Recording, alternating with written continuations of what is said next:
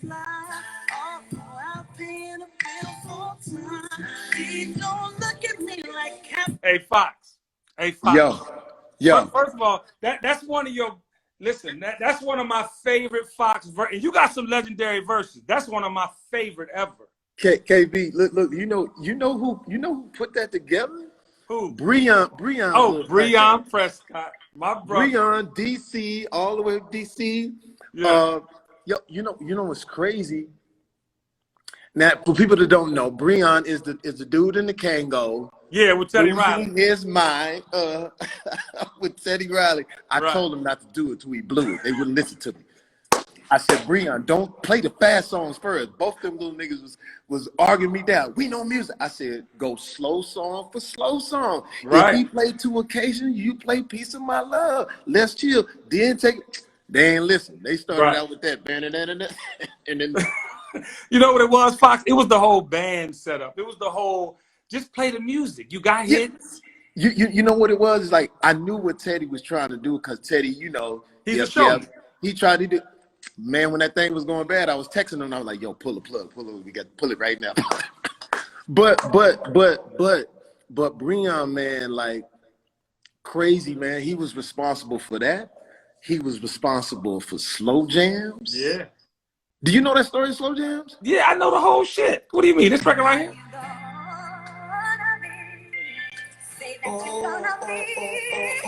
She said she Hey, one time for my nigga Breon. One time for my nigga. Hey, yo, Foxx, real talk. I'm gonna tell you this, and I have a whole timeline. You know, I'm a professional. For sure. I want to backtrack a little bit. We're gonna get into the music and all that. You got me. Let's go. So Foxx, first of all, man, I wanna I'm giving you flowers the entire 45 minutes. I feel a way because seldom do we have icons. Now, icon is a special definition. We have stars, we have people that contribute to culture, and then we have icons, and they're very few, right? But the spirit of most icons are selfless spirits. And I want to just tell my followers and yours that are joining us, I made a post on Puff's, one of my OGs comments last week. We had a couple days of traction, whatever, just making people think. I had an interview with Sean King, and then on Thursday of last week, Jamie Foxx DMs me, ladies and gentlemen. The Jamie Foxx. Now, mind you, I've been around Jamie off and on for over 2 decades in presence, but I don't know Jamie like some of my friends might know Jamie, and it's overwhelming. First, I'm thinking that Puff set him up to call me, but then I'm thinking to myself, I'm like, let me call and find out. So, Jamie, I call, you say, call me, I call you, and I just want to say, man, from a black man to another, that was probably one of the most pleasant and thoughtful phone calls I've ever received from a quote-unquote celebrity, person of influence, and what I feel you are as an icon. And I want to say that because you called me just like this, and I'm not trying to be funny, but this is how you called me. Ladies and gentlemen, he had the soft voice. He said, Kenny, let me tell you something. What you did was necessary. And he started hitting me with these things, and then he ended it with the first statement, I see you. And I just want to tell you, man, I love you. I don't give a fuck how long we've had the one-on-one, but I love you, and I appreciate you for that. It means everything. Well, first of all, KB, I got to tell you from a distance, just watching you your whole career, I said, damn, if I could just be that cool. I understand when you talk about the icon thing, but if I could be that cool, and what I mean for people that's listening right now, KB has this thing that when he hosts a party or when he's talking or when he's holding court talking to people, I said, ooh, the way he put that sentence together, the way he put that song together, the way you move the crowd. People will tell you, KB, that we may have whatever different levels of status, but our cool register, sometimes we lack. And when I look at you, your beard is right. The hat is, I was working on my beard. If I sneeze right now, this whole screen will go black. I was doctoring my beard. Hey, yo, Foxx. But KB, here's the thing. You know there's always that one guy that no matter what, he holds his ground. Thank you. And I think that's what's commendable for you. We love our brothers. Yeah. We love Sean P. Diddy Combs. Bro, we have patterned ourselves after him. We love our guys, man. And what we want to have is the right information. And I Yes. happen to be in a position where I got the information. I'm with Joe Biden. I'm with Obama. I'm with all of these different politicians. So I get a chance. Are we clear? Is everything going to do clear? Yeah, you're good. You're good. Yeah. Yeah, but I'm with all of these politicians in a personal way. I've been allowed to be in certain rooms for the past 30 years. My whole thing was when I got on, I want to be where the power is being distributed. I want to know what people are saying. And so therefore, in this situation, the way you spoke out, it was absolutely correct.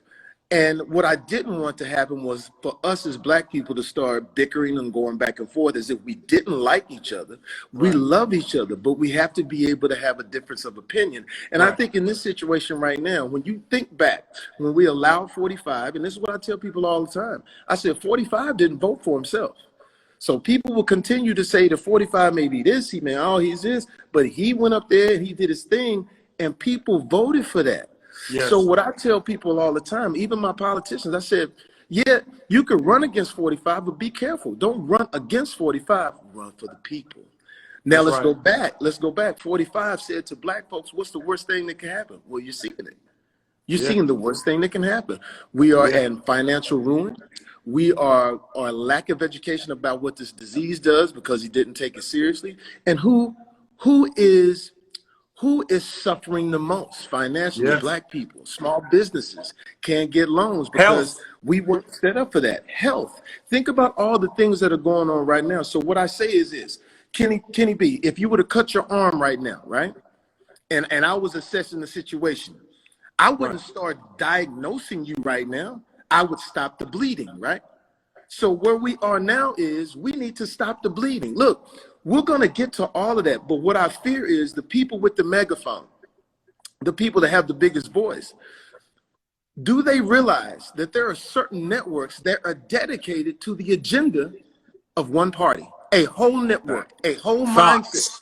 Because they understand one thing, they understand power. We don't understand the power. Sometimes we get caught up in nuance. Does the man, did Hillary Clinton look right? Her suit jacket wasn't cool, and all these different things that has nothing to do with running the government. Because I sit next to Bill Clinton, and where Bill Clinton explains to me what his wife was about. I sit next to Barack Obama when he explains to me that the whole world is bottomed out, and basically they want him to take it because they feel like if the Black man is holding the bag when it goes down, then we out of here. But what we didn't know is I can say this now, Mayor Nutter told me in a room, he pulled me in the room because I asked him about Obama and the bailouts. He pulled me in the room. He says, are you kidding me? We're looking at catastrophe. That man is a genius. He says, it's like you buy that house, Jamie, and you go in the house and the real estate person didn't tell you that it was rotted. They didn't tell you all that. So that's what they gave our guy. And he was able to, within 8 years, pull us from the brink. And some of us missed the message. Some of us thought that this man, this Black man who, if you understand where I come from, man, you realize how monumental that was. Man. I was there. I went to the inauguration. I seen people walking, thousands of people, and what he did for us. When sometimes we miss the message and say, well, what did Obama do? You know what he did? He achieved. He achieved in a world where we're in a country where if our ancestors were dug up that were white and saw this Black man up there, it would be a civil war. So all of these things that I'm saying is, KB, you're absolutely right. We need to flood the ballot box. We need to be part of the situation. We cannot sit back. We cannot say right now, 6 months away from something, that we need to negotiate. No, we can't do that. What we need to do is stop the bleeding. Once we stop the bleeding, now those great questions from Charlemagne, Sean King, all of those guys, Angela who Rye, I respect their intellect. I respect their intellect. There is no doubt about it. But what we don't want to do is we don't want to start confusion, man. And here's the other thing. Like I said, there is a network dedicated. These are soldiers that are dedicated to making sure that the Republican agenda is carried out. And what is that agenda? It doesn't speak to us. If anything, You think about what this guy who's 45 said. He took out an ad against the 5 black guys in New York City. You got to think about this. You got to think about what they're actually saying blatantly to us. So Yes. my question is, if we are really disgusted with 45, then what's the problem? If we really want him out, then what we should do is full-heartedly, everybody, every single person, join hands and elect a person who I've known for years, Joe Biden. And Joe, all Joe was saying, give me the chance to be the president. Right. You're talking about all these other things that happened when I wasn't the president, but I Right. stood there next to a guy by the name of Barack Hussein Obama, and we did fabulous things. Let us complete our sentence. Let us bring us back. And Fox, I'm sorry, you are 1,000,000% correct. And the thing about it is, and I want to end the conversation with this, so I'm gonna take it back, but I want to talk about at the end how you put something in perspective for me, and I also want to continue to build on Barack's relationship with Biden and why Biden is the guy. But I want to go there. But let me peel back. Yeah. Let me peel back. All right, here we go. So I like to give our followers an experience. I like to give our followers Come on, man. a chance that because Fox, just like you were graduating high school when I was in the 8th grade. You know what I'm saying? You're slightly older, but there's new people on here. Yeah, the 20-somethings are on here. And I want to remind people on how a real icon comes to fruition. So I want to go back to your 1,000 passes as a football player in Terrell, Texas. People don't know you as an athlete, really. People saw Any Given Sunday, but you was an athlete. Had that arm, baby. Yeah. Look at Texas. Everything was football, man. Like, to be honest with you, if we can go to a football game on Friday in the South, ain't no racism. Right. Ain't no racism because we love our football. So when I started in my pops was a coach for 26 years in the inner city in Lincoln High School. I went to high school in Terrell, Texas. Anybody out there in Terrell, holler at your boy, man. That's how we do. And but my sophomore year, I get on the football team, and my whole life changed, man. Even when I look at my whole career right now, I go back to those days when I became a Terrell Tiger as a sophomore, intercepted the biggest interception against McKinney Lions. My whole life changed. The girls was on me. They were like, oh my God, he good. I was like, yeah, I'm doing my thing, 157 pounds, but I was hitting like a trailblazer. And then I became the quarterback, man, and then passed over 1,000 yards in high school. That's crazy. But I want to admit, that's a feat. Like, people, because my sons are athletes, your nephews are athletes, and when you get 1,000 points or you get 1,000, like that's a huge thing. Yeah, I passed over 1,000 yards, but I had about 26 interceptions. But don't look at that, KB. Don't look at that, dog.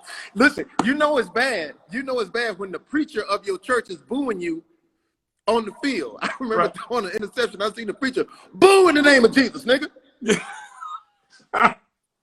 Well, let me tell everybody. Man, you see, that's the wrong person. Listen, and I had to play the piano at church on that Sunday when I done lost a big game. Right. And the preacher be like, well, we're going to go ahead and pray for some of our football players. Looking at me like, so it wasn't all perfect, man. But during that time, man, it was like, I thought that was the end of my world. I thought that was it. I thought I was going to play pro football, but my calf muscles wouldn't allow it. Yeah. But I got how you redeemed yourself. I got how you, and I need pictures, Jamie. Like, I'm about to say this. And for my recaps, I need the Jamie Foxx historians to go in the vault and find me a picture of your group, Leather and Lace. Like, I got to know. I want to hear a song. I need something from your group, Leather and Lace. I need that, Fox. I'm going to get, you was breaking up a little bit. Yeah, no, I need, Leather and Lace brought you back from redemption. I need some songs from that. I need a picture of you with a jerry curl and Leather and Lace. Leather and Lace, dog. I thought we was going to make it, dog. All the way jerry curl. And people say jerry curl, but see, I call it the California curl back in the day, dog. I had to look. People don't understand this. I had a Melvin Riley. You ain't going to understand that. Yeah. Nobody ready for the world. What the Melvin Riley is. That was ready for the world. Listen, tonight. Listen, I walked into into the salon with the picture in my hand of Melvin Riley. Said, "I need this. Give me that." And they gave me the California curl. It was low in the front, long in the back. It looked like a Z28 from the side. Yeah. It looked like a Z28. And I Hey, wait, Foxx. I gotta remind the youngins just who Ready for the World was. Let me give them a little taste. Hold on. I gotta give them a little taste. Cause they don't understand how when this beat dropped right here, the things that happen when Ready for the World dropped tonight. Ooh. That's when this was in.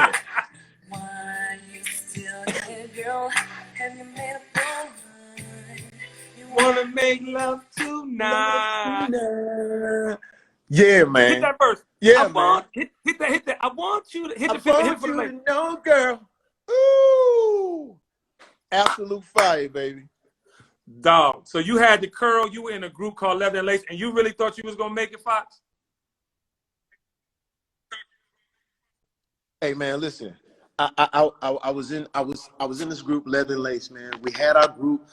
Everything was popping. Listen, the lunchroom was on fire because that's where the talent show was. We went up against the guys. Now, this is way back in the day when they was doing this one group. The football players did like the Chicago Bears Shuffle. Right. And then we came and hit them with Prince, dog. We hit them with Prince. What's your favorite Prince song of all time, Foxx? Are we breaking up? No, you back now. What's your favorite Prince song of all time? Favorite Prince song of all time? Ooh. That's gotta be right now, Adore. Dog. That is my number one favorite Prince song of all time. I wrote it on a napkin in the 9th grade. I wrote the song on a napkin in the 9th grade to my 12th grade girlfriend, Foxx. Her name was Tonette Washington. Tonette? Tonette. You say Tonette? Tonette. Where Tonette at, man? Where the fuck is Tonette? We need to find Tonette Washington. We gotta find her. We gotta track the heritage of that name. Now we're gonna name her Tonette. You know, Uncle Tony, you know, was my spiritual advisor, so we're gonna name her Tonette. Tonette. All right, come on. We got a lot to cover, Foxx. You got so many legendary moments. So we're gonna fast forward to 88, 89. You've been funny. You've been selling jokes. You went through Leather and Lace. You threw 4,000 yards. You know, you're doing your thing. Then all of a sudden, your girlfriend dares you to go in a comedy club around 89. Yeah. And the artist formerly known as Eric does not exist no more. You now become Jamie Foxx. What was that like when you said I'm Jamie Foxx and you go on stage and then your life literally changes? Yeah, because the thing about it is my biological name is Eric Bishop, right? And I finally got to LA. I went to college in San Diego, but I was coming up to LA and I go in a comedy club, and everybody knew back at that time the comedy club in LA was the shit. Everybody was going to that motherfucker. But it was the Monday night and it was a Crip night. Now, mind you, I didn't know what Crips was. I was like, what is a Crip? Right. Because I'm straight from Texas. I don't know nothing about no gang banging and shit. So I go up and I see everybody dressed in blue. I said, y'all motherfuckers on a field trip? Why is everybody in the same motherfucking, right? So the niggas tell me, you know, hey, look here, cuz, we Crip, cuz, understand? I was like, all right, whatever the fuck. But I noticed that them niggas was like, throw shit at niggas if you weren't funny. Yeah. So every time I went on stage, I would do my impersonations as a Crip. So I went on stage and did Mike Tyson. Mike Tyson, heavyweight boxing champion of the world, just Crip, cuz. What's up, cuz? Crip, what's up, cuz? You know, heavyweight boxing champion. So motherfuckers like, oh, that nigga good right there, cuz. So I don't know. I was doing like Bill Cosby at the time. Because of the Cosby, we start the Crip because the Crip thing has to shoot the bitch ass nigga in the foot, right? So these niggas adopted me and was like, hey, look here, cuz, we want you to come to Watts and perform. I'm like, cool, fuck it. I don't know where Watts is. Right. I don't know where all this shit is. But I would be in like, nigga, I would be in a Crip nigga's house. Right. They pay me $100, nigga, and I'll be doing jokes, you know. So that's how I got started. and they embraced me. And some of those guys, that God bless, are still alive. They still my homies, bro. And That's that was like years ago. And I changed my name from Eric Bishop to Jamie Foxx. Matter of fact, oh, I gotta tell you this. I was the only nigga doing a Ronald Reagan impersonation as a Crip. Ronald Reagan as a Crip. I gotta hear something. Well, as a matter of fact, I'm cripping. Well, there you go again. Nigga, they going crazy. Huh? Damn, he do white motherfuckers too, dog. Get that motherfucker, cuz. Right. So now they embraced me. I went on as Eric Bishop at first, but then like the comedy club wouldn't put me back on because you just signed on a list so you could get on. And so the comedians ran the list, so they didn't want me to get hot, right? Because it was like, back at that time, it was like gunslinger type shit. You know, yeah. With a comedian, it was like, you know, it's not like today. It was like, you know, your jokes was everything, right? And so they wouldn't let me on. So I finally went to this other club, and, you know, it would be like 100 guys go down to get on, but only a few girls would get on. Only a few girls would come down. Right. So I wrote down all these unisex names because they just picked from a regular piece of paper. So I wrote down Tracy Green, Stacey Brown, Jamie Foxx, and they picked that name while I was at another club and said, "Is Jamie Foxx? Is she here?" I said, "I'm right here, my nigga. That's me." Right. And so I go on stage at Evening at the Improv. I go on stage and they were shooting this show there. And so I was like the fresh meat. They put me on just to break up the monotony from the professionals. I ended up getting a standing ovation. And then my world changed after that, and Jamie Foxx was born. Get that man a round of applause. Get that man, put a round of applause in the comments, ladies and gentlemen. Foxx, I do want to say, by the way, you know, that's 88, 89. 91, you was on one of the, arguably one of the most important variety shows ever within Living Color by 1991. This is 2 years later. Yeah. 91, you're on the Living Color with Jennifer Lopez, with Jim Carrey, like Keenan Ivory Wayans. Well, here was the thing. I was in a comedy club and I said, let me think. I was the first person to do social media, KB. When I would go to the comedy club, I didn't want to be the comedian that had been there for years doing the same jokes. Right. What I would do is I would take these notepads and have everybody sign up on the notepad. And I had like 800 signatures of people on my notepad, right? This is like little cue cards. And so, nigga, I had 800 signatures, 600 were women, 200 were guys. And that thing became like my database. So I would sit at home, call people on their, I said, leave your pager number on there. That's how long it was. Your pager number. I would page it and let them know where I was going to be every week. You know what I'm saying? Right. So during the week I called. So on the weekends, I would have a gang of people come check me out. Then I invited the agents down and said, "Yo, come check my shit out." So imagine an all-black audience and like 5 white dudes in there from CAA, and they checking me out, do my shit. So then I end up auditioning for A Living Color, bro. Right. Somehow it went from 100 to 50 to 25 to 10 to 5 comedians that was up. I was actually blowing the whole fucking thing. I wasn't doing well at all. But then Keenan said, "I want to see y'all on stage." And I'm like, cool. Now, the other 4 people that was against me didn't do stand-up. So I showed up late on purpose. So I went last. Bro, I go on stage, right? I look out and I see Jim Carrey. I see Damon. I see all the motherfuckers. I said, God damn, I got to get to him, though. Now, I was supposed to have my music play, but we was on the white side of town. Like, we was on Sunset. You know, I do nigga clubs, right? Robin Harris type shit. Right. I said, hit my music. And this one they had a cassette tape. Nigga, the cassette tape don't work. So I had to get my shit going, get popping. Next thing you know, I just come out with this joke. I said, "Oh, well, fuck it. Give it up for the ladies. Where all the pretty ladies at?" And they clapped their hands. I said, "Now, all the ugly ladies, let me hear you make some noise." And nobody clapped their hand. And I said, "Look at all the ugly ladies talking about, I know he ain't talking about me. Fuck that. Hey, for real though." Boom. Hit the motherfuckers. Wanda was born. Standing ovation. And so when I got to In Living Color, think about this, KB. I was the 8th funniest person on the set. Jim Carrey, who I watched write Pet Detective with his bare hands, my nigga. Right. Keenan Ivory Wayans, who's still the Godfather. Right. All the way. Damon at his height. And we were all fighting for 23 minutes of programming. So, and then when I saw J-Lo, I said, "Hey, I'm not trying to hit on you. I got a girl, but you're the most beautiful person I've ever seen in my life." And we became homies. And then the next thing you know, Keenan says, "Yo, you remember that girl, that ugly girl you did? He reached down in this, because we had this box with all these little wigs and all that shit. Yo, put this shit on and do that character. Boom. Called me a lick, KB. Called me a lick. Wanda was born. Hey, for real now. But you know, Fox, the brilliant thing about that is, man, literally less than 5 years later, you have the Jamie Foxx show, which was one of the best comedy shows from any comedian ever offered to us. I mean, I appreciate it. Jamie, listen, and I want to tell you, this is from like somebody that was growing up watching it, right? Like, I'm watching this. These are black men that are funny, have these skill sets, that are on TV making these moves. And every situation seemed like me and my partners. Like, every situation y'all had. You know why it was like that, man? I'm going to give a shout out to Keenan. You know why? When I went on the set of Keenan for In Living Color, it was all black. I thought it was in the wrong place. He ran it, white. It was black directors, black writers, black everything. He ran that shit, but he made it sexy. Right. You know what I'm saying? He made it dope. He made it cool.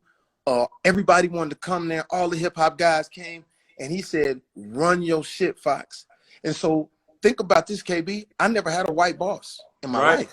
That's crazy. I had Keenan as my boss. Then I was my own boss. I've been my own boss for a long time. Give him a round of applause in the comments, please. Jesus Christ. Yeah, for sure. So, and I never knew.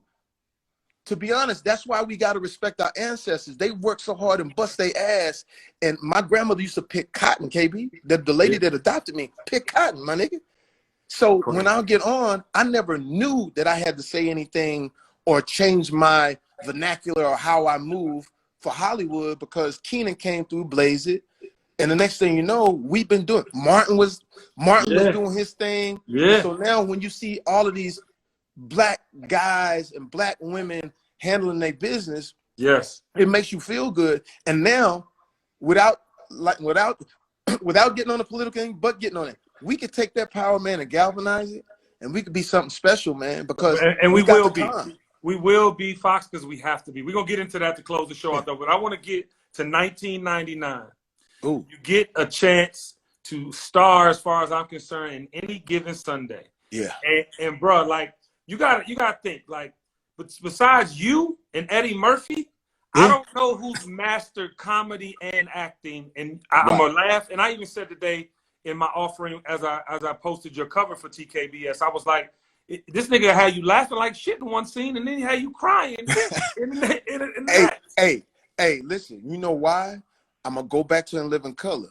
Like when I would be on In Living Color and I would just be a guy in the scene, I would just work on my craft. I wasn't the main guy in the scene. I would work on being the straight man.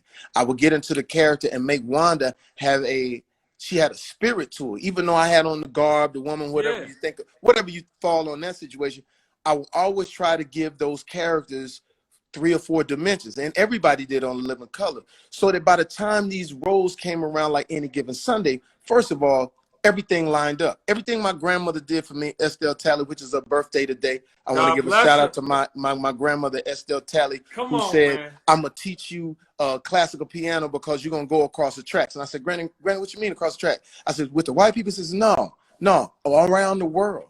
She said, because everybody loves music. You're going to be able to go anywhere in the world and play music. And that's what I've done. I've been to Japan. I've been all over the world. I've been France. I've been Germany. And all these people love my music because of my grandmother.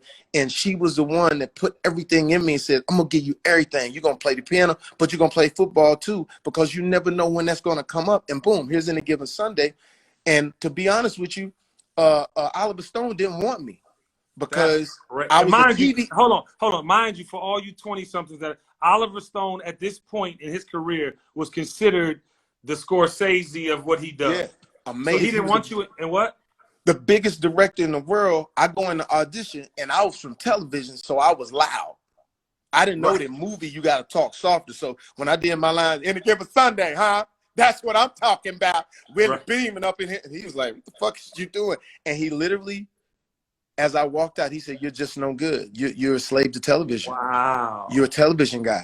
And so I kept coming back. And then finally, he said, listen, he hired me, but he hired me for another part. He says, I need you to play the quarterback. I need a quarterback. Can you do it? Right. And every day I was going in, I was still failing on the speech. So what I did was, bro, I went back to my Texas root. I put on my Dallas Cowboy helmet, went out to this field, got my homies.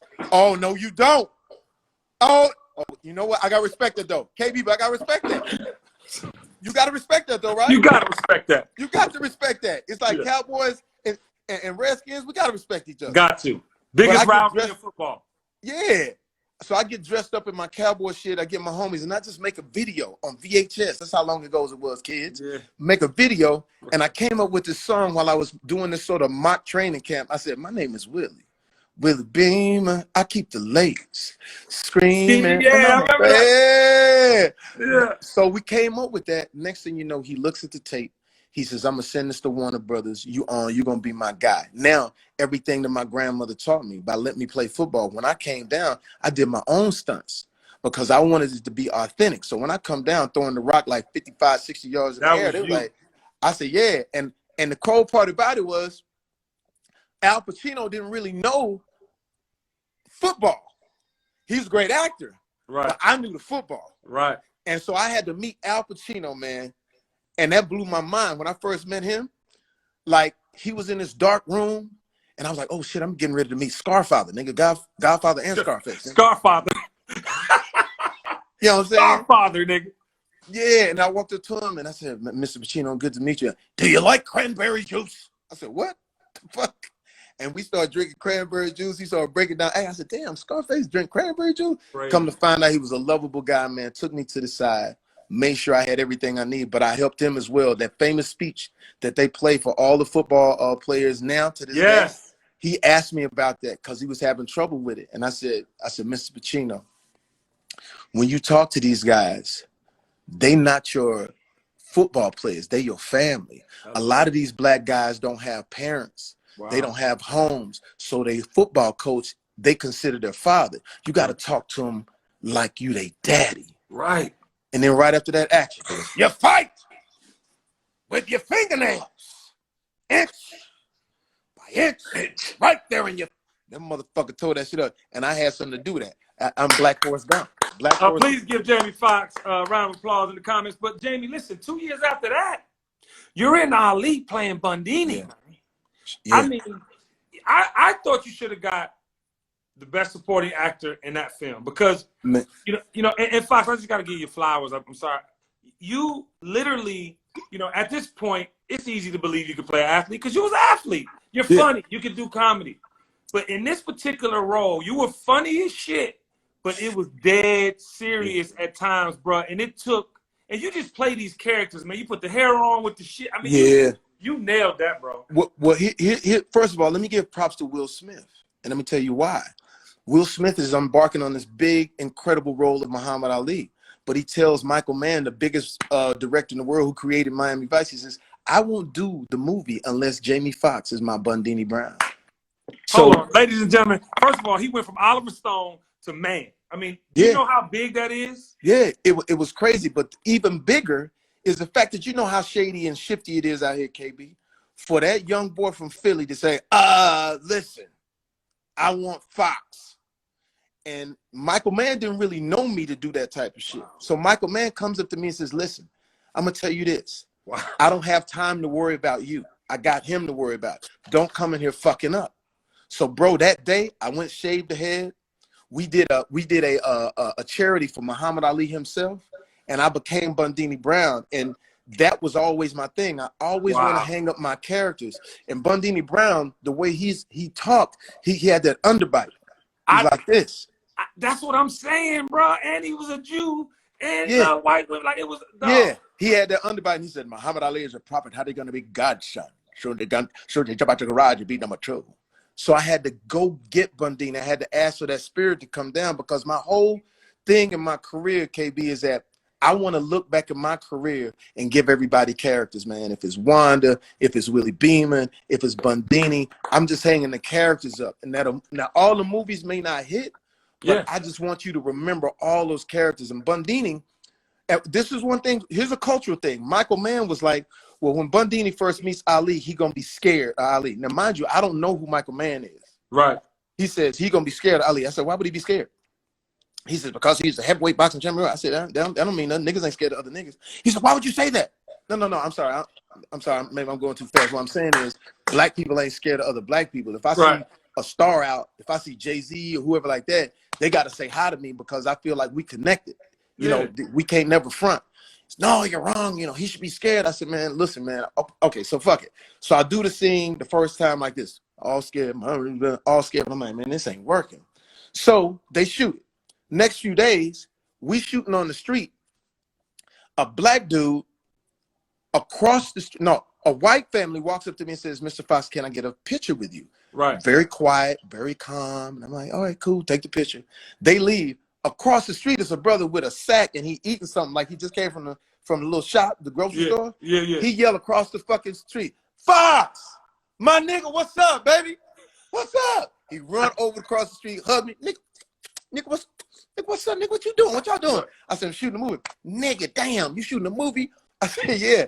And so the director, Michael Mann, said, you know him? I said, I don't know him. Really? I said, he black. That's how we get out. I was just telling you, that's how we. Yeah. So then I tell the black dude, I said, man, he the director. Nigga, he the director. Listen, I've been trying to get into that director shit, dog. Y'all got a number on you or something? And he was like, yeah. I said, I try to tell you. So to Michael Mann's, look, to his intellect, he went and we reshot the shot. Wow. He called me and said, listen, you absolutely right. So we reshot it. I said, black people are always connected no matter what. We don't never feel like, and I told him, I said, Mike, I said, this is what I'm going to tell you. I may not know everything about the movie, but I know my people. That's I do case studies for black people because I'm a comic. So I know what we want. I know how we move and things like that. And I said, here's the thing, Mike. If black people don't like me, I'm fucked. Yeah. And he didn't understand. I said, listen what I'm telling you. Yeah. If I don't have no black fans, if I get behind these gates and get to look at my house, nigga. I keep it black. Like this is outdoor furniture. Yeah. I just do silly shit like this is outdoor furniture, nigga, that I never change. I gotta stay connected. Like you know what I'm saying? I call it Black Mansion. No, listen. I have, and I'm gonna tell you this, and you know, as you said about me, you seen me. You seen me out, but the way you connect with people in real life, you know, there's something to be said about, you know, being everybody's friend, because you really can't be. But you are so cordial and inviting. You've had some of the most legendary parties at your house. We're going to get into that. I want to stay on track because we don't have a lot of time. Right. 2003, Foxx. Yeah. Your musical dreams start to really unfold. You know, you had the success when you were featured on Twist and the Kanye Slow Jams. You had Gold Digger. You had the joint with Phil Mobb and Ludacris, Georgia. But my nigga, like, how did that feel from wanting to be in the music space to have hits in the music space? I'm gonna tell you what it is. That little motherfucker with that Kango that was dancing. When it come to me, Breon Prescott, when it come to me, we just got magic, bro. Look, I would throw parties. Everybody know I threw parties. I used to follow Puff back in the day with a camera. Because I couldn't get into the parties. Yeah. Because that nigga was so famous. Yeah. So I would just show up with a fucking Canon camera and say, yo, Puff, let me document this shit. Yeah. Like, okay, Playboy, come on in. Yeah. So I would follow him. And one day, he threw a party in Philly for $1 million. He said, yo, Playboy, this party cost $1 million. I said, nigga, what? $1 million fucking dollars? It was great. Wow. I said, Puff, I'll throw a party for you in LA for $400 at a rival this. That motherfucker got mad. Yo, Playboy. I said, no, I'm not disrespecting. I'm just saying that's what I do. Right. So weeks later, I got outdoor patio furniture in my shit to watch. Nigga, right? So from that list that I had a long time ago, I would throw parties. So Puff comes to LA one particular Saturday morning and says, yo, nigga, make that shit happen. I said, I'm already ahead of you. I go into my phones. I had a small house. I hit the nigga like 11:30. I said, where you at? It's favorite pitch. Where you at? You went to that pad. You went to that pad with all them sky. I went to that pad with the run. And the fact that the party was no haters, because you know LA niggas could be hate. I only want niggas that would celebrate Puff. And at that time, that nigga had this out. Dun dun dun dun dun dun dun dun dun dun dun dun dun dun dun dun dun. He had that shit out. Yeah. Yeah. So the nigga come to my house, and when he walk in, he said, oh, that's that girl on that show, and that's that girl on that movie. And I said, yeah, we friends. Hollywood. I said, yeah, we Hollywood. I said, but look on the table. I got Kentucky Fried Chicken. I just put it in a nice plate. I got Coca-Cola. I just put it in a pitcher. We had $208, and nigga, get it on. I said, we had $208, and we hot as fuck. Now at that party, Puff and Missy was the shit. So Missy had a room, Puff had a room. Those are the two big motherfuckers. Wow. There was also a guy at that party standing on the wall that nobody knew. You know who he was? He had a little tracksuit jacket on. You know who he was? Jay-Z. It was Jay-Z. I walk up, I said, what's up? He said, yeah, it's a nice party. It's crazy. It's like this all the time. I said, yeah, it's crazy. It's crazy. And then in my garage where I keep my little stash of alcohol, there was a tall dude and a smaller guy. The smaller guy said, yo, B, it's like this all the time. Like, girls and karaoke. I said, yeah, who are you? We're the Neptunes. My name is Pharrell. I said, yeah, I know you. So all of this is going on in my house. But in walks Breon. Right. Couple of parties later, Breon walks in and brings this guy, his jaw's busted.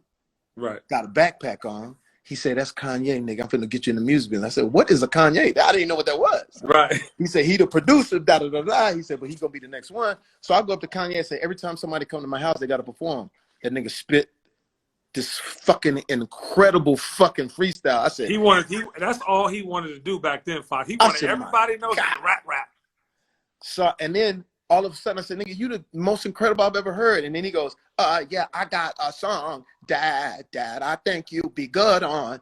I said, nigga, I got the studio in the back because I put the studio in my house just because I would have people to have music, just leave me music because I was trying to get in the game. Yeah. So we go in the back, bro. He say the song goes, she say she wants some Marvin Gaye, some Luther, and I stopped him. I said, I got it. She say she wants some Marvin. He said, what the fuck you doing? I said, well, I'm R&B singer. I got to put the R&B. That's R&B. what I do. Yeah. He hit the button. He said, don't do that. And I was like, all right, cool. Right. And he's checked me. I said, all right, cool. He said, just sing it regular. So in my mind, I'm thinking like, oh, man, this shit too regular. This shit ain't gonna go. So I begrudgingly sung it. I'm thinking he ain't gonna make it. This song ain't gonna make it. I don't know. Because I done got older, So I leave for 12 weeks and go do a bad movie. I come back and Breon hit me. We in Miami. He said, yeah, nigga, you remember that motherfucking song you said was shit? I was like, yeah, it's #1 in the country, nigga. I said, what?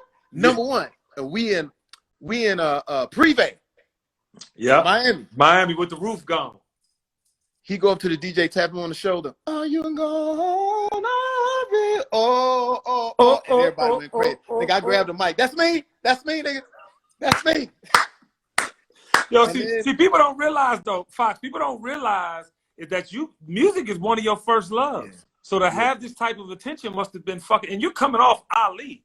Yeah, it was amazing, man. And like I said, Breon had the magic for me.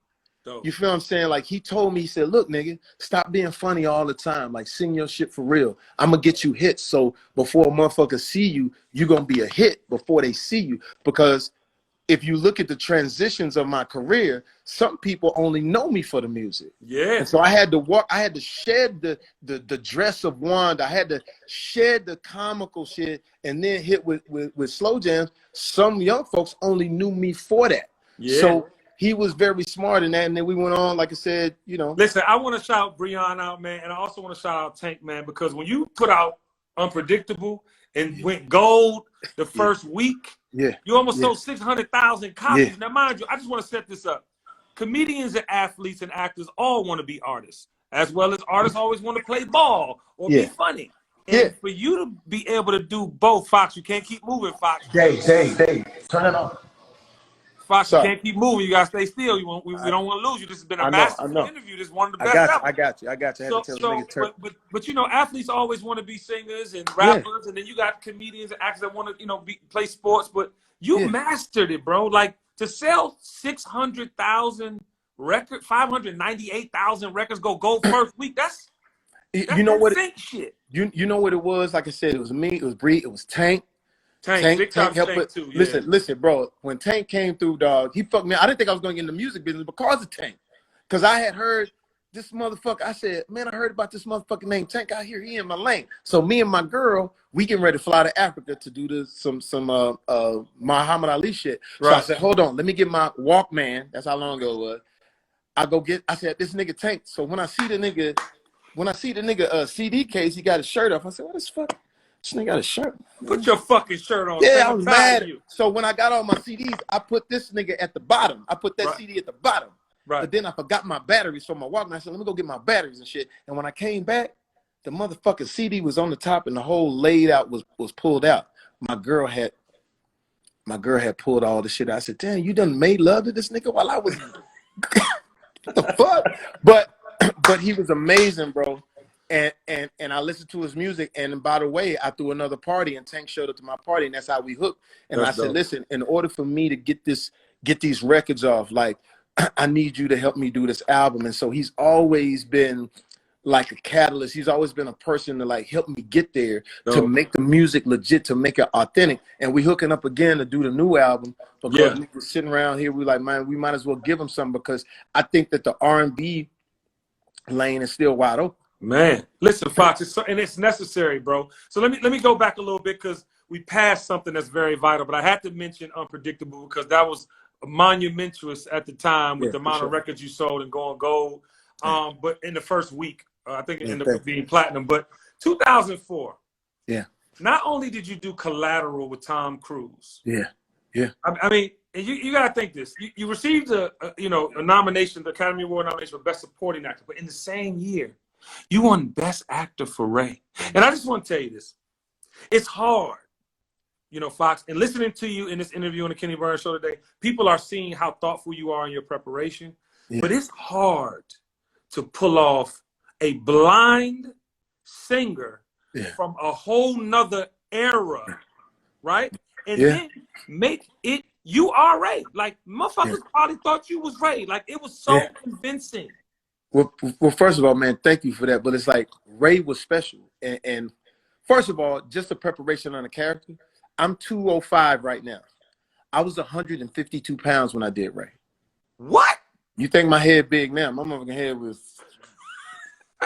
Because in the 1930s and the 1940s, there was no weight program. There was none. They were jazz singers, you know what I'm saying? It was heroin. It was all that. So I had to lose that weight.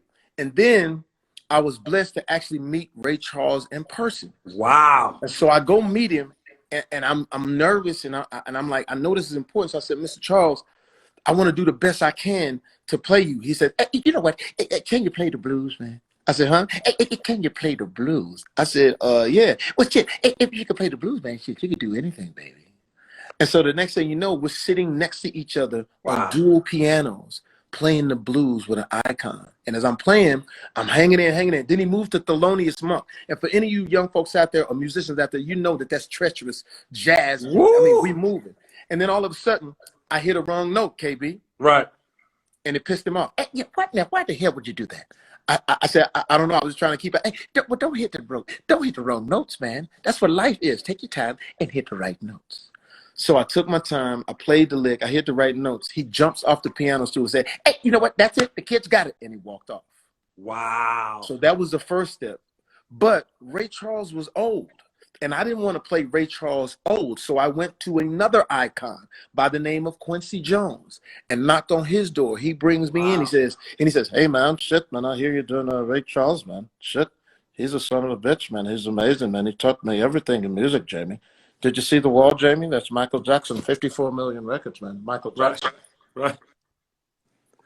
Michael Jackson, 54 million records. And I said, well, I'm trying to learn the young Ray Charles. Yes. He goes and gets me a cassette tape. Wow. He says, here, take this, man. Maybe it'll help you. And I said, okay, shit. Now I got to find a fucking car with a cassette player in it.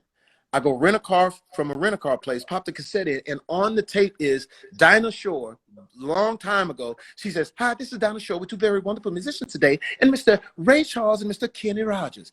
And then you hear Ray go, hey, you know what, Dinah, I'm just so happy to be here. You know, I didn't know you knew my music. And I was like, that's it. That's how I play him young. And now, as far as his DNA, when she said on the interview, hey, you know what, Ray, talk about the drugs. Right. And there's a pause for 5 seconds. And he started squirming. Hey, you know, so I use that anytime he's met with responsibility or drugs in the movie, I would stutter. But anytime he was talking about his music and the shit that he was down with, I would do the thing. And so then Jamie, that's phenomenal. Wow. Yeah, we had to build it, man. And then here was the thing. It still had to resonate with black folk. Right. So when I was working with Taylor Hackford, I said, Taylor, we got to let it hang out. We got to show him in all of his horrendousness to show the beauty and how it comes out. Because I do believe in yin and yang. For all of the light that we have darkness to balance it out. So we were able to do that, man. And it became a movie that when it got nominated, it was great. because it was for us and it was a Right. positive character. It wasn't something where we sold our soul a little bit, but I Yes. was blowing it. Me and Breon was blowing it a little bit during the Oscar race because we didn't think we was gonna win. So we Right. partying, we out having, first of all, we sneaking into we snuck into the Golden Globes with 15 people with 2 tickets. We Right. just really being the niggas. And then Yeah. finally, I think we had a fight or something. We fought somebody I don't know what we did, but Oprah Winfrey caught word of it. Wow. So I'm sitting at home one day and I hear, Jamie Foxx on the phone. Jamie Foxx, it's Oprah. Jamie Foxx. Jamie Foxx, what are you doing? Jamie Foxx, you are blowing it. Jamie Foxx. You know, Oprah be singing opera. So, Jamie Foxx. She get on your head, boy. She get on you like your mama, boy. She got on me and she said, I think that you have the chance to do something remarkable, but you really have to get it together. I'm going to take you somewhere. She took me back to Quincy Jones's place. It was his birthday. I walk in and she had assembled all of the old black actors that I had seen growing up. Some of them looked like they just put a suit on. They hadn't been working in a long time. And they shook my hand and they were like, we need you to do this. We need this to go right for you. This is before the Oscars comes up. And so everybody's talking to me. And she says, listen, this is important because, you could do great. Quincy Jones, lock it up, man. Right? And then she says, now I want you to meet somebody. And she said, the person I want you to meet is right over there. And it was Sidney Poitier standing there. And she said, wow. I want you to talk to him. And I walked up to Sidney and Sidney goes, I saw you one time. You were at a party. Do you remember that? I was like, yes. He says, I saw your performance and I grew 2 inches. I give you responsibility for your work. So he says, be responsible. Don't mess it up. This is going to be great for everybody. And then the rest was history. We went on and we won. And I remember that night, I remember looking out and seeing Oprah, Hallie, my daughter, who sat next to me, who's 26 now, who says, Dad, even if you don't win, you're still a great actor. I remember Andre Harrell. I know that seems weird to you, KB, but I remember Andre Harrell. You know why, KB? Saved my life. You know why? I'm sure because he saves everybody's life. Andre Harrell said to me years ago, because there was a lady named Charlize Theron in the club. Now, I didn't know who she was. I didn't know her name. But I'm like, yo, that's old girl. She fine, man. I'm going to go holler at her. And Andre Harrell grabbed my arm. First of all, you can't go holler at that. You have to have the golden statue in order to even talk to her. You can't approach her. You young country. You don't understand what this is because you don't have the flavor of what's going on right now. You don't have the champagne, all the bubbles. And right now, and I'm like, huh? What the fuck? And I look up. She was gone. I said, damn, motherfucker, I could have been talking to her. So she was gone. Guess who gave me the Oscar that night? Charlize Theron. Mm-hmm. So she gives me the Oscar, and I call from the stage that night. I call Andre and say, Andre, I want you to talk to somebody. And it was Charlize Theron. Now, I didn't tell her what it was all about, but he understood how God moves, how God works, and how God blesses you. So, it's like, and then for us, just for us, winning that trophy. When I was told, KB, let me tell you how it works. Come on. I was doing my speech when I was winning the prelims, like the SAG, and I would always say this is a black story. I get a call from some very influential people in Hollywood. It says, is everybody on? You know something's weird when it says everybody on. Who wants to go first? I said, what the fuck y'all talking about, man? Well, the whole black narrative, can we just not say black? Can we say it's an American story? Because it's really an American story. And I like, whoa. I said, first of all. Wait, Fox. This isn't too important to cut off. You know, Instagram cuts off. Okay. Like at about, so what I'm going to do is, let's log off, come back, because we got 2 more things with that. Hold that thought. We're going to come right back. All right, cool. I'm about to go live, then you join right back. All right. Yeah, we're not missing none of this jewelry. None of it. So we're going to log off, log back on, y'all.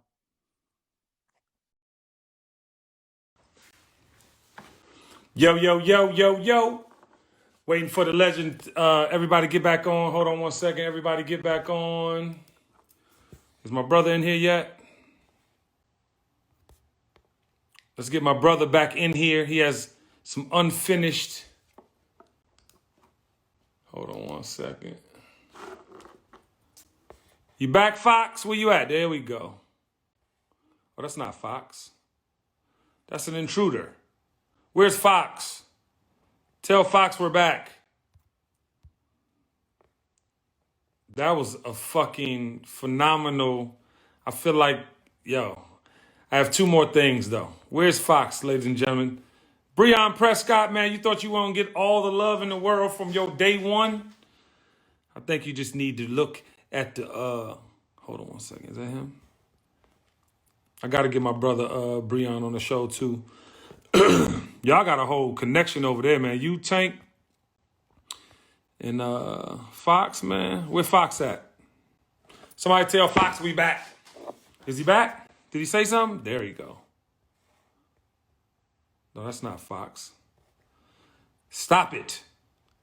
Actually, you know what? While we wait, I'm a tag it, y'all. Tell me if y'all see him so then I can go grab him. Wow. That man. See, you be having a clue. You think you have a clue on who somebody is. And then you get all that kind of information. And you just reassess and you wonder why. Thank you, Dre. I appreciate that. This will be televised. But you wonder why they are iconic. Iconic is different, you know what I'm saying, than celebrity. Please believe it. Last of the iconic. Is he back on, y'all? Hold on. Let me see. Yo, these interviews, man, are fucking wow. I was going to play some music, but hold on.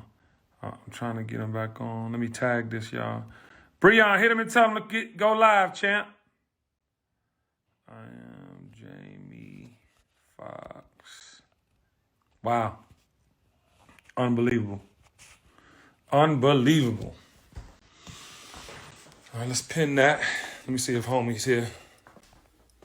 We got two more for him, y'all. There he is. Legends only.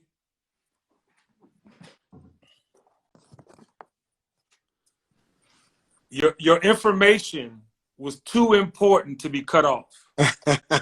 I couldn't have, because see, I don't think people really realize, Foxx. Yeah. When you get the call, Yeah. now mind you, it's one thing. You have Oprah, you have Sidney Poitier, which you do these impersonations masterfully, by the way. Yeah. You have Quincy Jones. You're sitting on the piano, you know what I'm saying, singing with Ray Charles. You have these moments, but then you get the call, like, it's bigger. Yeah. And they say that we want you to not say, and let me frame it for those just getting on. We're trying to win the Oscar. We're on our way to the Oscars. We won the Golden. For Ray Charles, we won the Golden Globe, we won the SAG, we won the BAFTA, we won everything. And my speech is everything. And my speech has always been like, this is a black man, it's a black story. That's what I come from. This is what it's about. And I get the call with all these people on the line, Hollywood types, white, a couple of blacks, saying that we want to say an American story. Jamie, can we just curtail? Can we figure out a way to encompass whatever? And I said, hey, man, I'm going to tell, y'all listen to me? Fuck every single one of you. And I'm going to explain to you why. Who the fuck was it, Jamie? Who was it? Who was it? You don't have to say it. Was some people. It was some people who I had to give a tough lesson to because it was people I knew. Wow. But sometimes they don't understand that the innate superiority or that the innate subliminal way of what you feel about black people being successful, I had to teach you. So I said, listen, first of all, do y'all realize, and I didn't go black, KB. I went green. Hello? I said, don't y'all get it? It's business. If I say this black movie wins the biggest award in the world, do more black films like this.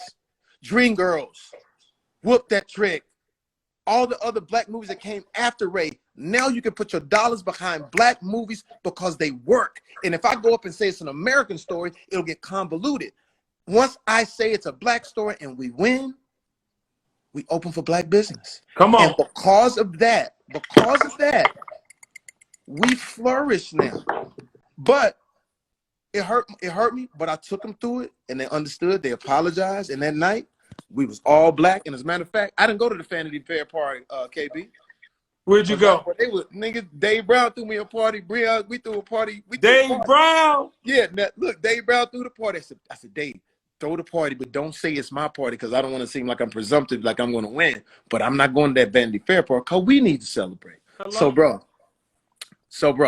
we set up this party. Like, imagine all the SUVs going to the Vanity Fair party. We turn, get to our party, and there's niggas is everywhere. They take the trophy out of my hand. Niggas is taking pictures like they out of jail. Hold on. Then somebody take the trophy. I don't see the motherfucker 35, 40 minutes. Niggas smoking weed the whole nine. The fucking Oscar got high as fuck. The niggas came back to me like, yo, nigga, what the fuck is this, dog? I know Denzel ain't did this shit, dog. But he lost it. The Oscar lost his base and shit. The motherfucker was outside trying to catch a cab. I said, come on back in, man. This is how we do, man. And it was a beautiful moment seeing Lisa Ray and seeing all the beautiful Black Hollywood that was there celebrating that, seeing Puff, seeing all those people and how we celebrated on that, seeing Andre Harrell. And that's what it's about. And when you take what you do, and I'm not a perfect Black man. That's what I'm going to tell people all the time. I'm not a perfect Black man. But it feels good to do something with us. It feels good when you win and it's us. And that's me with Keenan. That's Keenan patting me on the back like, yo, nigga, that's right. Stay who you are.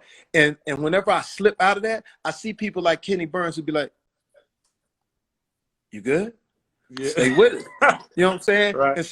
And then after that, after Ray came out, man, Breon comes back in and says, yo, the music time is right.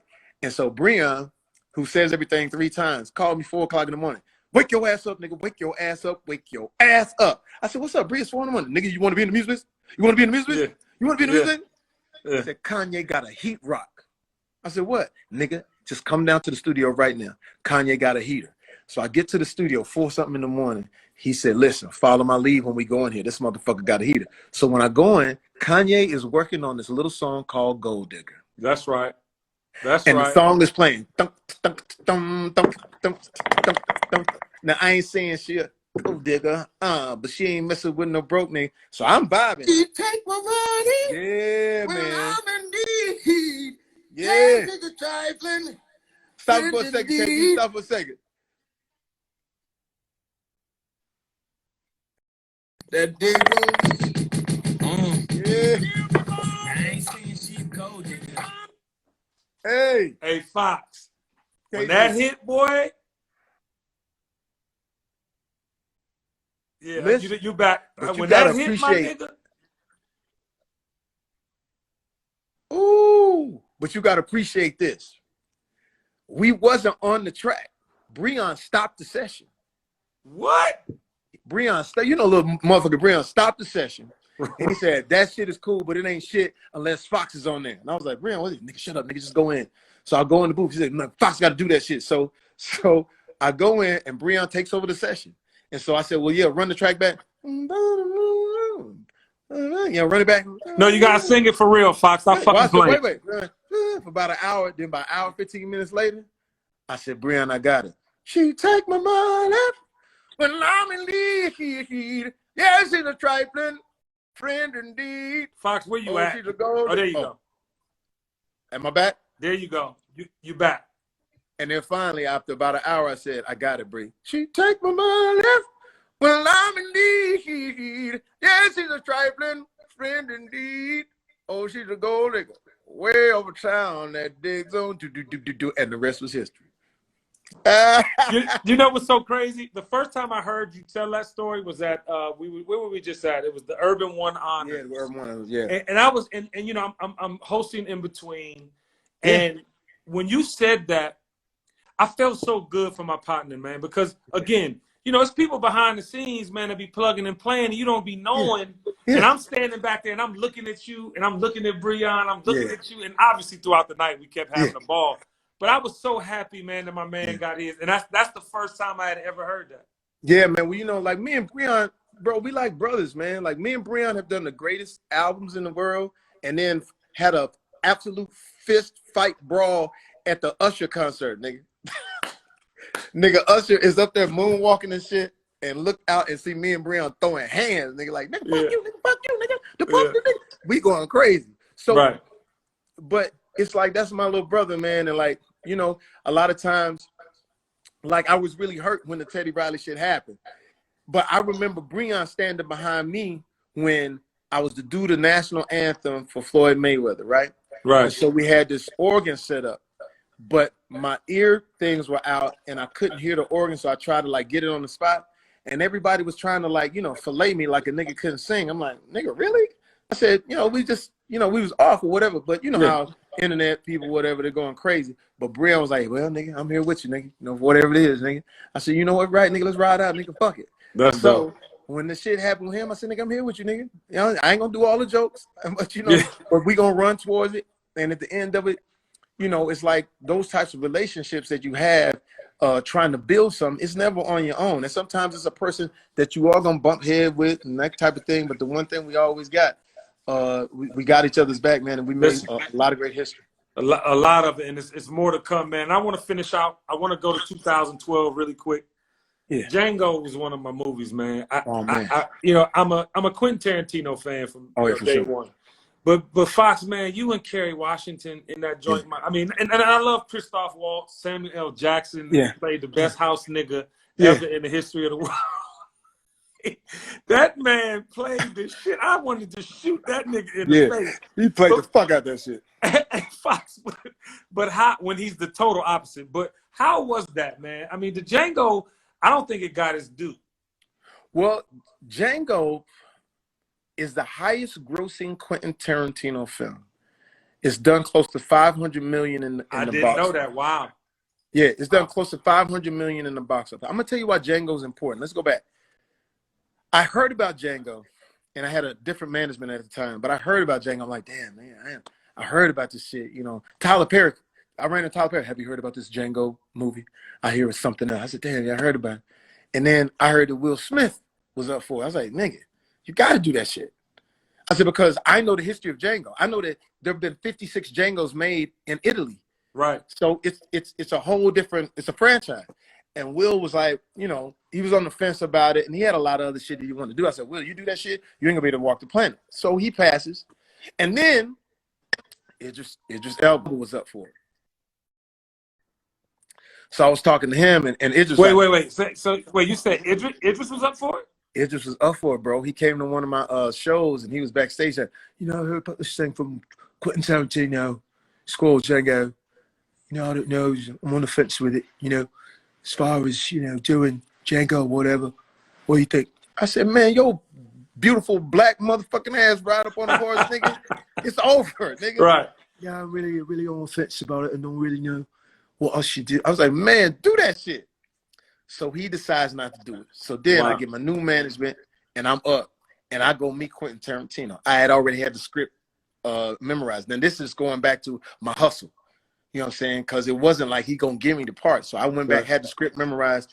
I told him the word nigga, yeah, it's powerful, but that's what they were doing back then. I'm used to that. I'm from Texas. I know what it is. That's how it was. So that don't bother me. And at the same time, this is what I hit him with, KB. I got my own horse. Wow. He said, huh? I got my own horse. It's outside. You got your own fucking horse? I said, yeah. Right. What? Who has a fucking horse? I said, I got that motherfucker. And a matter of fact, I did some recon. Your stunt horse looked just like my horse. All I got to do is paint the shoes. Wow. So then the next thing you know, man, I get the part. And it was amazing, bro, because, no one really knew how powerful it was going to be. But I knew one thing. When you talk about the Kerry Washington situation, Kerry's character wasn't pumped all the way up in the script. So I politely asked Quentin, I said, Quentin, it's wonderful, but if you bump up Kerry Washington's part to where this black man who was a slave, he ain't trying to cure slavery because he ain't gonna do that. But he got his woman he trying to go get, and he gonna kill everybody to get to her. Now it's a love story, and everybody love that. Women love that. Guys love that. So we get the best of both worlds. We get the high octane action, but at the same time, there's love behind there. So, and then we talk about Samuel Jackson. That motherfucker was better than everybody. Hey, dog, that nigga played that role like that was the last thing he was gonna do on Earth, Fox. Let me explain something to you, Kenny. He would do his lines and come right out of it. Who in the hell is this nigga on this night? What? Why you feel the need to entertain this nigga? Cut. How was that? You like that? Huh? How was that? I was like, the motherfucker was amazing. And Genius. When it came to Leo, Leo's best friend is Q-Tip. Crazy. He grew killed up. that too. Leo Yeah, DiCaprio killed but that. check this out. He has to say the word nigga in rehearsal, and he can't say it. He says it a few times. He says, yo, pal, I can't say this. And Samuel Jackson goes, say that shit, motherfucker. It's just another motherfucking Tuesday. Fuck these niggas. This in rehearsal. Wow. So we already going. He said, fuck that shit. So I say, Leo, I said, yeah, Leo, man, I ain't your friend right now. You know what I'm saying? Because me and Leo tight. I said, I'm not your friend. You know, this is back in that day. We would never talk to each other. You would never speak to me. It's Right. against the law. The next day, Leo came in. I saw him. I said, what's up, Leo? Leo, what's up, babe? L. He didn't speak to me. And that motherfucker went into his character. So you see these juggernauts of actors and directors pulling these incredible performances that to this day, man, when I go to like Italy or France, I can't walk the streets. Wow. Because Django came from Italy. It was a spaghetti western. You know, I'm glad that you know, Big Willie and sexy ass Idris said no, so I can get on up in there. You back now. There you go. These characters. You were talking about these characters. You broke up, and now you back. Hey, they still off the internet, right, D? You back Just perfect. tell Man. everybody not to be, because I feel like somebody is. Yeah. So, what was the last thing I said? You were talking about when you get to this place as an actor. You were saying that, you know, he came in, didn't speak, then you got past that. Yeah, well, like I said, when you get to this moment in as an actor, man, this is where these iconic characters, you know, live forever, man, and you get a chance to rub elbows with some of the most incredible actors and actresses in the world. You will go down in history as one of the best black cowboys ever to be in the Western. How about that? Well, here's the thing, KB. Quentin Tarantino did that. This white dude said, yo, I'm gonna let the black man kill everybody. Wow. And that's unheard of. And here you go, KB. They saw the take of when Django gets revenge, and they pushed Quentin Tarantino not to put that in the movie. Wow. Because they didn't want to see that. Wow. And Quentin Tarantino said, you know that motherfucker law. He said, you fucking pieces of shit. He hit the fucking roof on their ass. You know, that's a different type of, you know, that white anger, nigga. You know, he could say what the fuck he want. You fucking sons of bitches. He went crazy. And it is what it is, you know, but they fought against it. That's crazy, man. And I want to end it with this, man. You know, we talked last week. I confessed that I hadn't saw Just Mercy yet. And I saw it. You know, I told you I was going to go watch it. Yeah. Sat down and watched that movie, man. You know, you and Michael B. Jordan, Foxx, I mean, you took that to the next planet, bro. That's one of your best movies ever, bro. And clearly you're an Academy Award winner. You have Golden Globes, everything. But that was an amazing movie, bro. Listen, man, it's so necessary, and it's so sad that we are still going through some of those things now. If you haven't seen it, I play Walter McMillan, who is a black man wrongly accused of raping and killing a white woman in the South back in 1986, which wasn't that long ago. Yeah. He's put on death row without a trial. And then, by the grace of God, a young man by the name of Brian Stevenson, who was played eloquently by Michael B. Jordan, comes down as an intern, takes this case, and ends up going on this journey and overturning the first death row case in Alabama history. The reason that it resonates so much with me is because somebody going to jail, it troubles me. You know, my father went to jail for $25 worth of illegal substance. They put him in jail for 7 years. What they didn't understand was that this man was an educator in Dallas, Texas, in Lincoln High School for 25 years. Right. The very judge that he had come to the school and talk to the kids presided over his case. Wow. They put this man in jail next to some of the kids that he taught. Wow. But they didn't understand that black man showed me how to throw football, showed me how to play basketball, taught me how to play tennis. I said, well, I got to learn how to do white people stuff. He says, because I want you to be well-rounded. Come on. And the thing is that KB, I don't visit people in jail because I don't like seeing black folks in jail. I couldn't do it. And even I think that's what's the problem with us now. We've gotten so used to going to jail that we think it's a norm. we even rap about it. We come from a place of we have to be in jail in order for us to be considered valid. I don't do Yeah. it. Like Never it's a have. badge, I like wrote it's a my badge father, of honor. and it's not. It's not. It's not. And I tell all, and whenever I whisper to some of these young rappers or hip hop or anything, I say, hey, can we do something? You know, because I ain't trying to cut your artistry. You know, that's another conversation. I said, but I wrote my father one letter. I said, you get out, I save your life. And I said, because I can't see you like that, because I see you as a king. I'm not gonna look at you in no cage. And when he get out,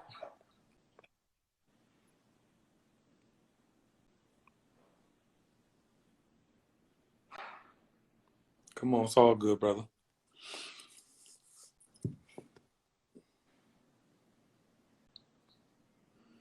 you know what's crazy is the motherfucker right over here behind me, because he been living with me for 20 years.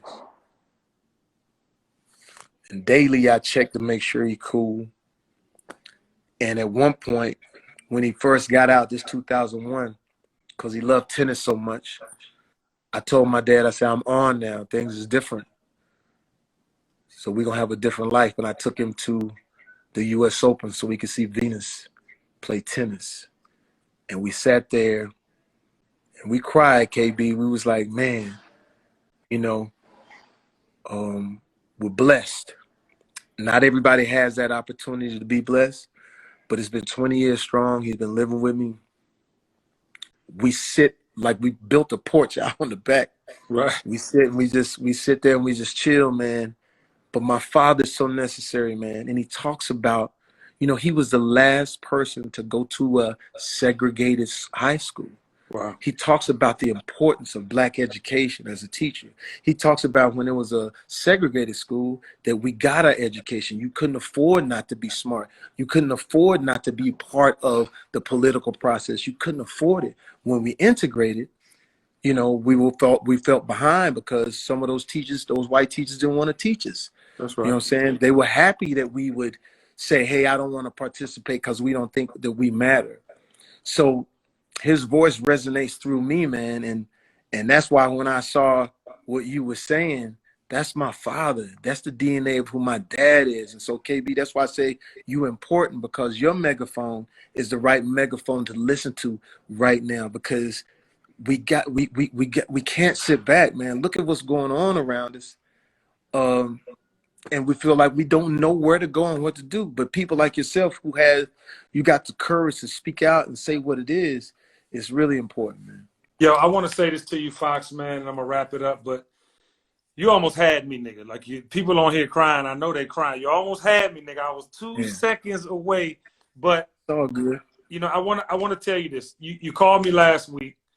Yeah. Just to refresh from the other interview. You called me last week, man. You told me that you saw me, that I had a offering. You just gave me some more flowers, and I appreciate that. But I want to say this, man, and this has everything to do with what you just said. These times are the most inconsistent of our lifetime.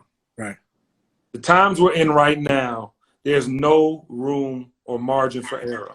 We have no choice but to get out here and not only speak our truth, but provide the information to the people that only read headlines, and give them the wherewithal and the understanding of what's at stake. We, as you know, superheroes to many, as thought leaders to many, as cultural leaders, because we black, we represent our people. We want to be motherfucking responsible or not. And to do things that are irresponsible is not an option. We have two candidates left. One who has put us back all of the 8 years that Obama built for us. And people want to say, well, Obama, he was a black man, the first you ever saw in that position in the world, held himself at the utmost highest quality of human, did not go low for anybody. And if you black growing up with single parents like you and I did, and having relatives and extensions of things, and not having a visual of what black family looks like, what black excellence looks like, then you should stab yourself.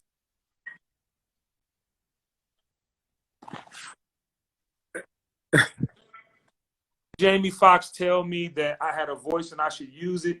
He also put me in touch with Joe Biden.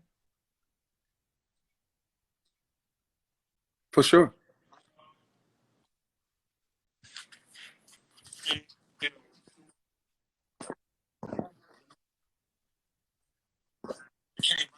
For sure.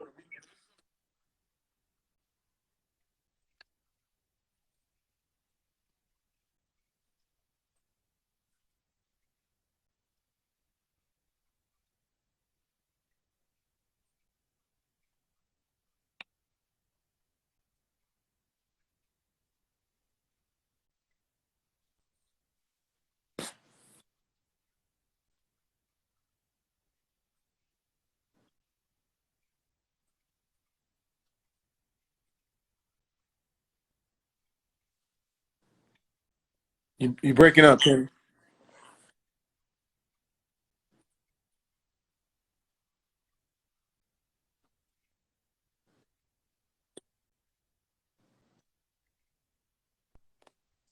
You there now? Yeah, you were breaking up. Okay, where I know I probably was. What did I end at? What did you miss? Oh yeah, now let's get that whole thing again. The whole thing? Yeah, because we couldn't hear you. Oh shit. I know.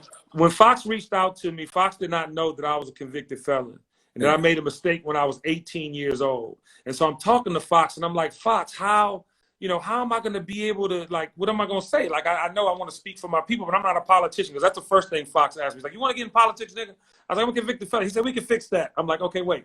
But then he goes on to say, like, no, like, you got to speak like you speak. When you did the Sean King interview, Kenny, and this is him talking to me, Foxx talking to me, he was like, you had control of the Yeah. conversation. You controlled the narrative, and you held them responsible for rhetoric. And so I wanted to tell you thank you, because oftentimes people like myself didn't get a college degree, strapped up my boots at Yeah. 18 after becoming a convicted felon, and I figured my life out. Yeah. And I'm not only successful because of status quo. I'm successful because I've defined it for myself. Exactly. And you saying that last week, Foxx, it took it over the top for me, man. So I just want to say thank you in front of everybody. So when they see Joe Biden on the show next Yeah. week, they know who the fuck called who and did what. Yeah, here's the thing. First of all, KB, man, you special. And that's what it's about. Being able to go through your trials and tribulations as a black man and come out shining. Not everybody has that wherewithal. And so for people that don't have it, we have to help them get it. When you talk about what went on years ago, man, there was so many different things when it comes to us, just figuring out how to govern all these things. And this is coming straight from Joe Biden. This is coming from Obama. This is coming from, I said, when you go back to those times, you have to understand how everybody's mindset at the time, what we were dealing with crime and all that. What Joe was asking, give me my chance now to right those wrongs. Kenny Burns, I want to look you in the eye and say, hey, I'm going to roll my sleeves up and get the job finished what Obama did. Look, KB, it'd be one thing for me to call you and say, hey, man, I didn't like what you said, or hey, man, I love what you said, and not offer you nothing. I'm going to give you the president hopeful, because I told him that the people that are necessary in my book are people like Kenny Burns, who sees this. Look, we can talk about whatever else we want to talk about in March. But for now, if we're really sincere Right. about what has happened to us as a country, look, I can't let my kids watch 45, because no matter what we did in the world, we always look to the office of president as a moral compass. When a 100%. man handles himself like that, would you want him around your kids? Now, that being said, he didn't vote for himself. So what I said to Mr. Biden and everybody, I say, run for the people, Yes. not run against the candidate. And the other thing is this, we have to change our mindset. You know what's crazy about Republicans and Democrats? I told Democrats, sometimes y'all like R&B singers. Y'all got to do everything on your own. I got to sing lead.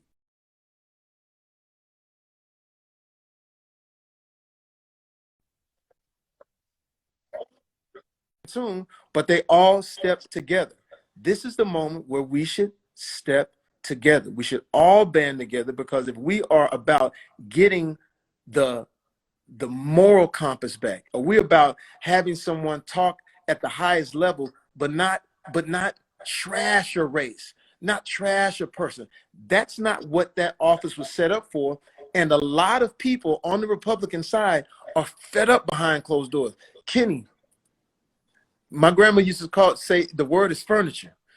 When I would go play the piano for the big white places in Texas, I'm gonna tell you the story why I'm a Democrat. Yeah. My grandmother had me play the piano. So one time I got this gig to go play for this big white home in Texas, right? And I was 15 years old. My boy was 16, so he could drive. I couldn't drive. When we get there, the white guy opens the door and he sees two black guys at his doorstep out in the country. He says, "What's going on here?" I said, "Well, I'm here to play for your Christmas party." "What?" I said, "Yeah, is there a problem?" "Yeah, there's a problem. I can't have two niggers in my house at the same time." Now, mind you, I was used to that. I said, "Okay, sir, well, I'm the one that's playing. Can he wait, in the driveway?" He can't even wait on the street. He's got to get out of here. Now, I don't know if you know how long a country mile is. Yeah. I told him, come back and pick me up at like 8:15, which is pretty late for, a 15-year-old. So he has me come in. He says, "Where's your tuxedo?" I said, "They didn't tell me to have one, sir." So he takes me in this, I thought it was a bedroom, but it was clothes in it. It was a walk-in closet. I ain't never seen no shit like that. I said, "Oh, shit." He hands me a Brooks Brothers coat with the patches on the side. I'm like, "Oh, that's nice." So I sit down, I start to play. As I'm playing, they start telling nigger jokes. Some of the school faculty, people that I know. I'm in a very small town. The lady of the house comes up and apologizes and says, I apologize for my husband and their friends what to say. And it's all good, because my grandmother taught me a word called furniture. When you're playing for these big white homes, you're part of the furniture. You don't say anything, because she was a maid. So I don't say, but I listen. I listen to everything at a 15-year-old, them telling nigger jokes. What's brown and bubbly? A nigger in a microwave. And it goes on and on. At one point, the lady was embarrassed. She said, "Well, can you sing?" I said, "Yeah, I can sing." Chess, not roasting, no, open fire, Jack Frost nipping that, and so on and so forth. That cracked it. That white man looked at me, and at the end of it, he gave me $100. I was like, "Shit, call me nigga every day. So I got this $100 and fuck it, right?" Right. That's like a Black American Express card. Right. But here's what was crazy about the end of it, KB. I went to give him the jacket back. He says, "No, I can't wear that jacket anymore. Wow. You take it." So I got finished earlier than I was supposed to. So he made me wait outside up the street off of his property. Now, anybody knows Texas during Christmas time, it's about 28, 29 degrees outside. Right. So I flipped the jacket collar up and waited on my friend. When I got in the truck, my friend said, "How was it?" I said, "Yo, you know what? I got to get out of here. I'm changing my college from North Texas State. I'm going to California." I said, "Because if I don't leave, I'm going to kill somebody, or somebody's going to kill me, because I'm way more advanced than that." Here's the reason I vote Democrat. That person that said that to me ended up being a Texas senator. Realize what you're up against. Wow. Realize what you're up against. And I've talked to some of those guys. I told you. I've talked to some, and I got Republican friends, but they also tell me, "You know what team I play for?" Realize that man that 45 right now, realize the Supreme Court justice that he got. While we worrying about what he's saying, we didn't go to the polls. He got the Supreme Court justice forever, for life. Think about the judges now that are being picked to be to be our judges, who are presiding in our cases. Yes. Because we decided to stay home. Think about what we're dealing with right now. This black man getting shot in the middle of the street by these two white men.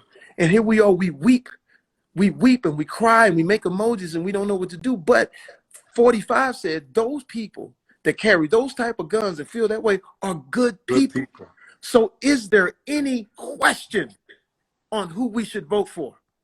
And if there's a question, then you have to ask, then what's going on with you? Because once we get back to, even Republicans call me, man, and I'll give you the names at one point. They called me and says, "Jamie, we are in a quagmire because this young man," and then on top of it, we need to change the way we choose our presidents. I don't think we should choose entertainers anymore. We should change the language that you have to have governed in a mayor or some type of gubernatorial position. My grandmother said when I was 10 years old that one day an idiot will be president. I said, "Why you say that, Granny?" "Because you don't have to have experience. You can just run." So It's not what 45 possesses, it's what comes after that. One thing I can tell you about both Republican and Democrat when I'm around them, you know what they know? They know politics. Right. They know if they say something about other parts of the world, it changes the Earth's axis and makes it tough on us. Why do you think we're in the situation right now? You got a person who is the leader of the free world who's talking reckless about other leaders. You feel me? And so now when it comes to information that we desperately need to save black folks from this virus, we can't even get the right information because we've been talking crazy. Wow. Think about it. Yeah. So KB, you on the right track, and Thank we you. still love. And here's the one thing I'm gonna tell y'all: we love our brothers. That's I right. love Puff. I love Charlemagne. I love Sean King. Love them to death, and that ain't gonna never change. And sometimes we need to have private conversations so no one know what we're saying. So That's when right. we come out, we're on the same front, and we That's have right. our agenda. And we have what we want because what they do bank on is confusion. No question. Look at them. They're arguing Yeah. against each other. We don't Yeah. need that. I love them 100%. no matter what. And KB, I love you. And when you're ready to run for president, I guarantee you I'm gonna be there because you the man with the gas. You the one who's courageous. And I'll tell you, and if Cool only came in a can, I'd buy five cans of Cool because ain't nobody cooler than you. And everybody know it and understand that, KB. Thank you. Well, I want to tell you, Foxx, man, you are not only a selfless human, and I want you to hold that dear, man. You know, being selfless until you have a child, I don't really think you know what that is. Until you become the caretaker of your parents, I don't really think you know what that is. But you are a selfless human, man. For you to do that for me means the world. If you never said another thing to me, and I hope we do way more together. But I just want you to know that touched my heart and soul.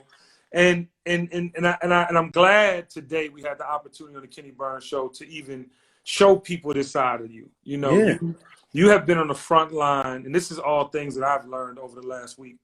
You know, you've been on the front line as long as it's been the front line, as long as you had the opportunity to speak on our behalf. And people should know that, man. And by listening to you today and the regurgitation of this interview, man, they will know that. So please, you are necessary. You are a national treasure. And the next party, I'm hosting. Good. Oh, KB, I'm hosting. that's all I need, baby. I need that. God bless you, man. Continue you too, brother. On. I love you. Okay. Love you. Peace. I'm full, y'all. I hope I don't know. I just hope that you are full, and I hope you received all of that. This is part 2. Part 1 is up. Just digest it and spread the word. Yeah, Joe Biden is coming on the Kenny Burns Show. Stay tuned.